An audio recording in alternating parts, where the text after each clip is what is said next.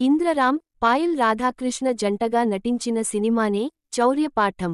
దర్శకుడు త్రినాథరావు నక్కిన తన సొంత బ్యానర్ పై నిర్మించిన మొదటి సినిమా ఇది.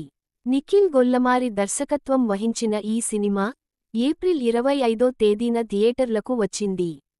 ఈ రోజు నుంచే ఈ సినిమా అమెజాన్ ప్రైమ్లో అందుబాటులోకి వచ్చింది. ఈ సినిమా కథమేమిటనేది ఒకసారి చూద్దాం. చౌర్యపాఠం సినిమా కథ వేదాంత్ రామ్ అనే ఆశావహ దర్శకుడు డబ్బుల కోసం బ్యాంక్ దోపిడీకి ప్లాన్ చేయడాన్ని ఆధారంగా కొనసాగుతుంది.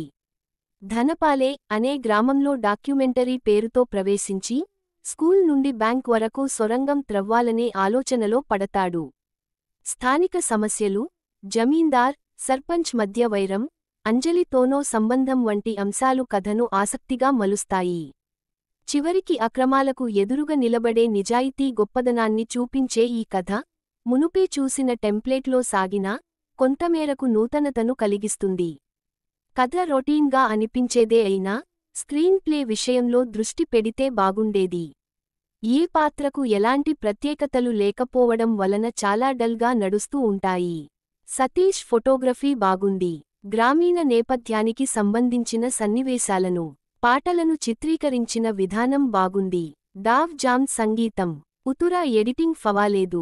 రొటీన్గా కనిపించే కథ, సాదాసీదాగా సాగే సన్నివేశాలు కాస్త ఇబ్బంది పెడతాయి.